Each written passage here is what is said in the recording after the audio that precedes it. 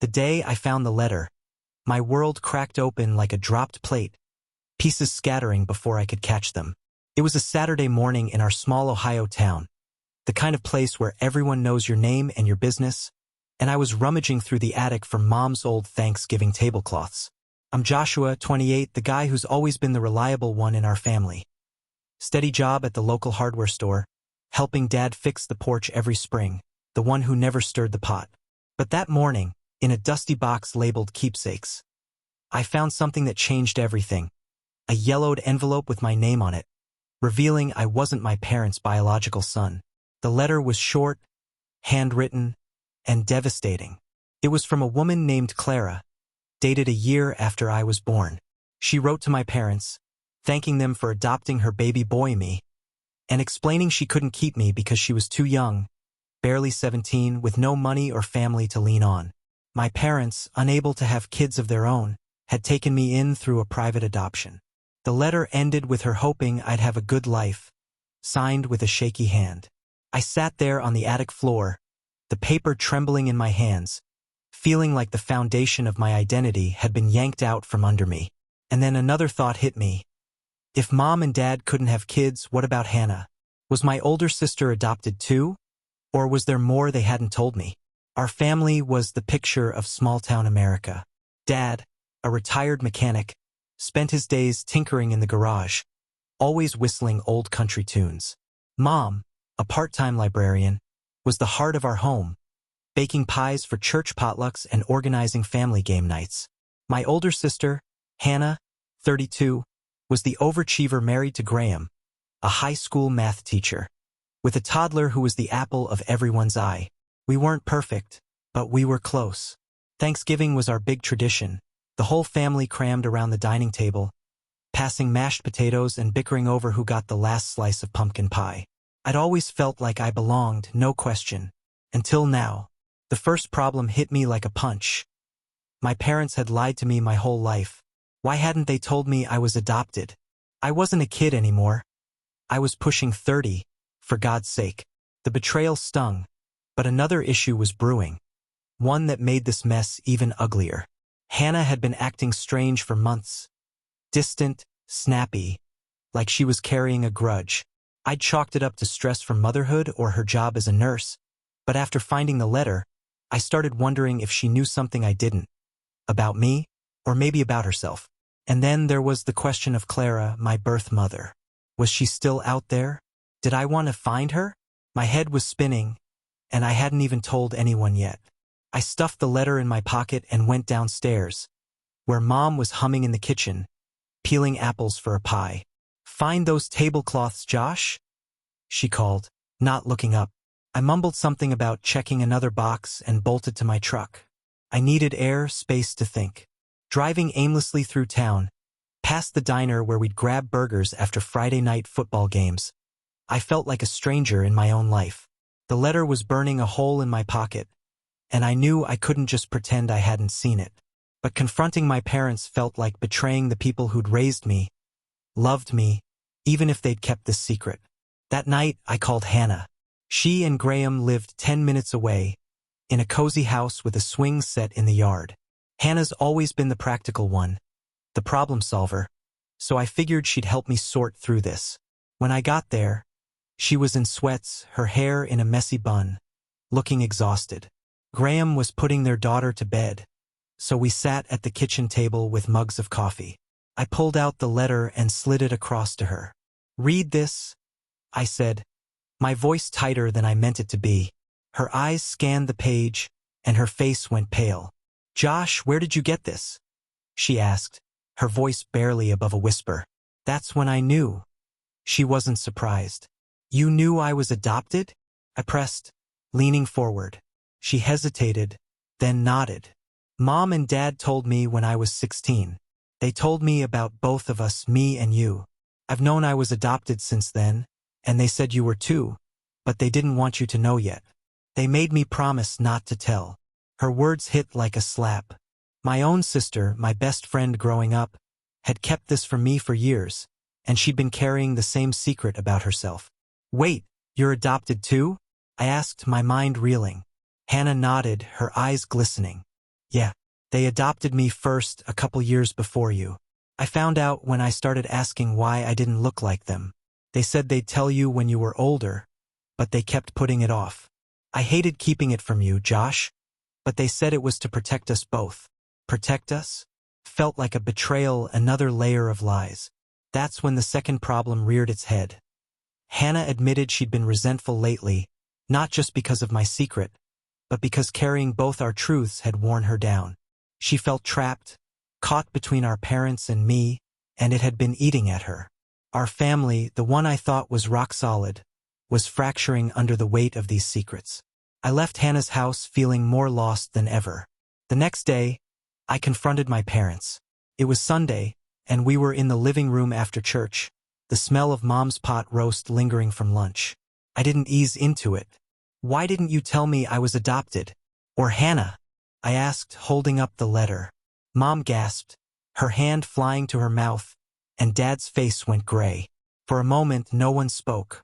Then Mom started crying, saying they'd always meant to tell us both, but never found the right time. You're our kids, Joshua, you and Hannah, Dad said, his voice hoarse. We adopted her first, then you. We told her when she was older because she was asking questions, but we thought you were happy, that you didn't need to know yet. We were scared you'd feel different. Blood didn't change their love, they said, but it changed how I saw them, how I saw myself. The confrontation didn't fix anything. If anything, it made things worse.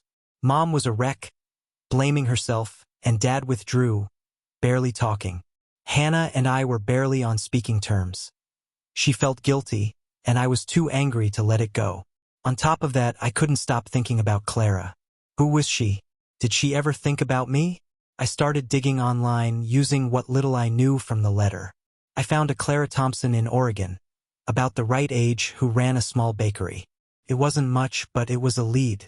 The idea of reaching out to her was terrifying, but so was staying in the dark. The third problem came when I told my best friend, Charles, about the letter. Charles is the kind of guy who's always got your back.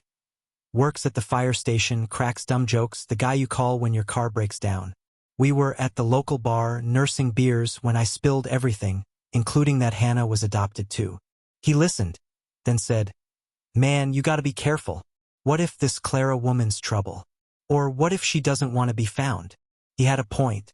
I hadn't thought about the risks, emotional or otherwise, of tracking her down. Plus, he pointed out something I hadn't considered. If I pursued this, it might hurt my parents even more. They were already fragile, and I was torn between my need for answers and my loyalty to them. For weeks, I was stuck in this limbo, juggling the hurt from my parents' secrecy, the tension with Hannah, and the pull to find Clara. Work was the only thing keeping me sane. The hardware store was busy with fall projects. People buying paint, rakes, Halloween decorations, and I threw myself into it, helping customers, restocking shelves, anything to keep my mind off the mess at home. But every night, I'd lie awake, wondering who I was if I wasn't fully theirs. I decided to take control. First, I needed to fix things with Hannah. I invited her to coffee at the diner, just the two of us. Over pancakes and too much syrup, I apologized for shutting her out. I was mad, but I get it. You were in a tough spot knowing about both of us, I said. She teared up, saying she'd hated keeping either secret. We agreed to be honest with each other from now on, no matter what. It wasn't perfect, but it was a start. Hannah even offered to help me decide what to do about Clara, which meant a lot. Next, I tackled my parents. I didn't want to keep punishing them.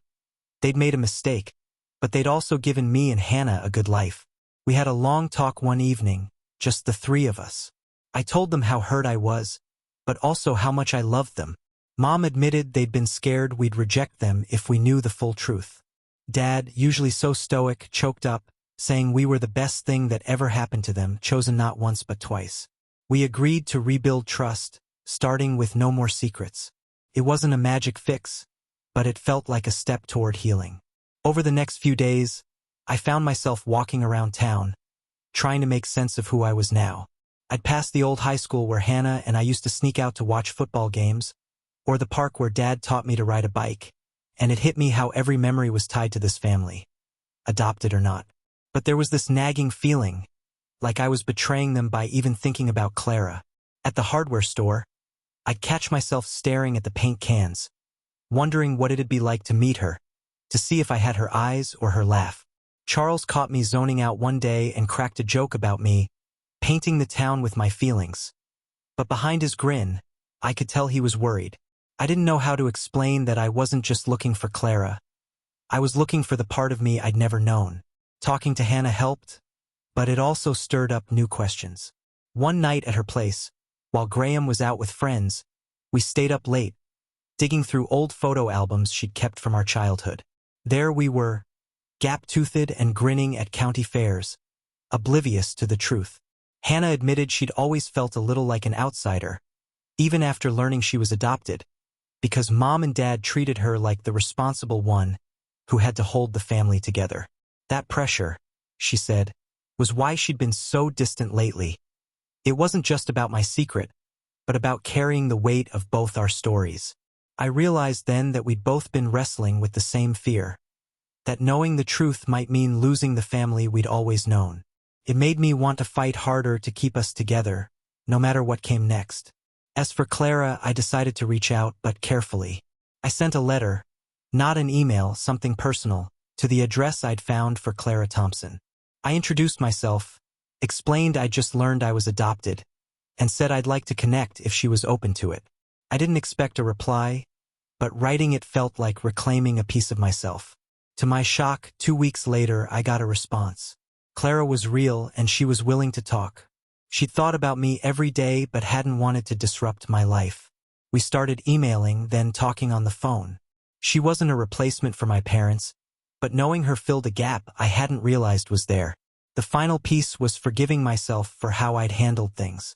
I'd been angry, impulsive, and maybe a little selfish, but I was human. By Thanksgiving, things were better.